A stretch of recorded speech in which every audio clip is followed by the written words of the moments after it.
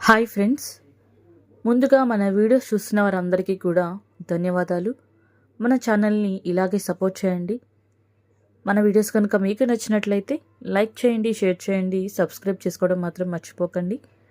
మరి ఈరోజు మన వీడియోలో ఒక కొత్త టాపిక్ గురించి మాట్లాడుకోబోతున్నాం. ఈ మధ్యకాలంలో అది న్యూస్లో బాగా విని ఉన్నాం. మరి ఇక లేట్ చేయకుండా మనము టాపిక్లోకి వెళ్ళిపోదాం.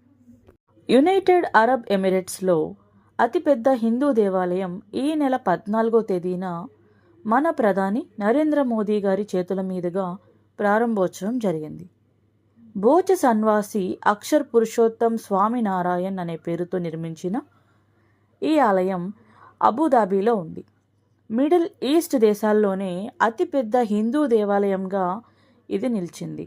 యుఏఈ అధ్యక్షుడు Sheikh Mohammed bin Zayed Al Nahyan ఈ ఆలయ నిర్మాణానికి భూమిని కేటాయించడం జరిగింది.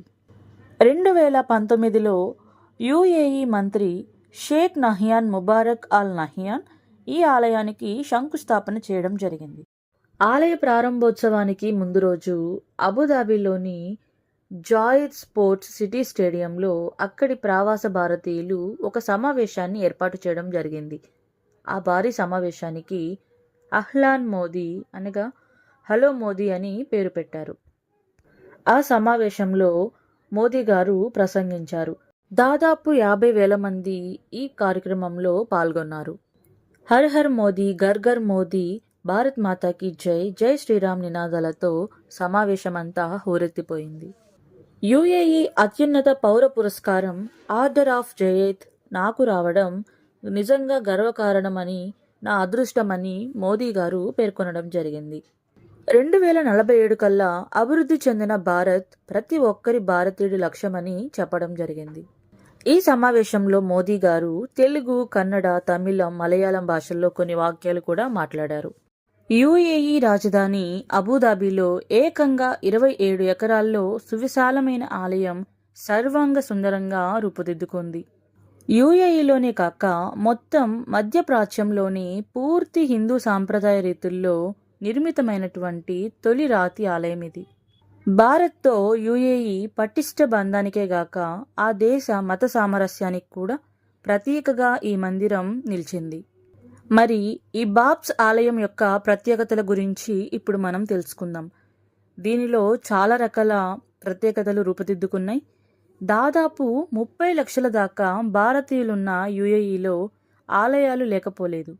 దుబాయ్లో ఇప్పటికే 2 హిందూ దేవాలయాలు, ఒక సిక్కు గురుద్వారా ఉన్నాయి. అయితే అవి చూసేందుకు విల్లాల మాదిరిగా ఉంటాయి. యుఏఈ మొత్తంలో పూర్తి హిందూ శైలిలో రూపొందిన తొలి ఆలయం బాబ్స్ మందిరం. ఇది దుబాయ్ అబుదాబి హైవే సమీపంలో 27 ఎకరాల్లో నిర్మితమైంది. దీని నిర్మాణానికి 700 కోట్లు ఖర్చయింది. మొత్తం నిర్మాణం బాబ్స్ సంస్థ కనుసన్నల్లో జరిగింది. 108 అడుగుల ఎత్తు, 262 అడుగుల పొడవు, 180 అడుగుల వెడల్పుతో మొత్తం 55,000 చదరపు మీటర్ల వైశాల్యంలో ఆలయం రూపుదిద్దుకుంది. దీని నిర్మాణానికి దాదాపు 3.5 ఏళ్లు పట్టింది. రాజస్థాన్, గుజరాత్కు చెందిన 2,000 మందికి పైగా కార్మికులు, నిపుణులు 3 ఏళ్ల పాటు శ్రమించి 402 తెల్లని పాలరాతి స్తంభాలను చెక్కారు. ఆలయ నిర్మాణంలో ఉపయోగించిన పాలరాతి తదితరాలను పూర్తిగా రాజస్థాన్లోని భరత్పూర్ నుంచి, శిల్పాలను దిల్వారా నుంచి తెప్పించారు. లోపలి నిర్మాణాల్లో ఇటాలియన్ మార్బుల్ వాడారు. మందిర పునాదుల్లో 100కు పైగా సెన్సార్లను కూడా ఏర్పాటు చేయడం జరిగింది. భూకంపాలతో పాటు ఉష్ణోగ్రత ఒత్తిళ్లు తదితరాల్లో మార్పులను ఇవి ఎప్పటికప్పుడు పట్టిస్తాయి. వీటిని 25,000 కంటే ఎక్కువగానే భారత్లో నిపుణులైన పనివాళ్లతో తయారు చేయించి యుఏఈలో జోడించడం జరిగింది. ఆలయ కాంప్లెక్స్లో ప్రార్థనా మందిరం, సందర్శకుల కేంద్రం, థీమాటిక్ గార్డెన్లు, గ్రంథాలయం, గ్యాలరీ, ఎగ్జిబిషన్ సెంటర్లు, ఏకంగా 5,000 మంది పట్టే 2 కమ్యూనిటీ హాలతో పాటు ప్రత్యేకించి పిల్లల కోసం ఆట స్థలం కూడా ఉన్నాయి. ఆలయంలోని 7 గోపురాలను యుఏఈలోని 7 ఎమిరేట్లకు ప్రతీకగా తీర్చిదిద్దడం జరిగింది. రామాయణ ఇతివృత్తాలను ఆలయ గోడలపై అందంగా చెక్కారు. ఆలయం బయటి గోడలపై ప్రపంచ ప్రసిద్ధ నాగరికతలన్నింటినీ చక్కగా చెక్కారు. తద్వారా ఈ ఆలయాన్ని మత సామరస్యానికి ప్రతీకగా తీర్చిదిద్దారు. భక్తుల బస తదితరాలకు ఆలయ సమీపంలో భవనం కూడా ఏర్పాటు చేశారు. దీన్ని అరేబియన్ ఇస్లామిక్ వాస్తురీతిలో నిర్మించడం విశేషంగా చెప్పుకోవచ్చు. 2014లో మోదీ తొలిసారి ప్రధాని పదవి చేపట్టిన తర్వాత కొద్ది కాలానికే ఈ హిందూ ఆలయ నిర్మాణానికి బీజం పడింది. 2015లో మోదీ యుఏఈ పర్యటన అనంతరం వేగం పుంజుకుంది.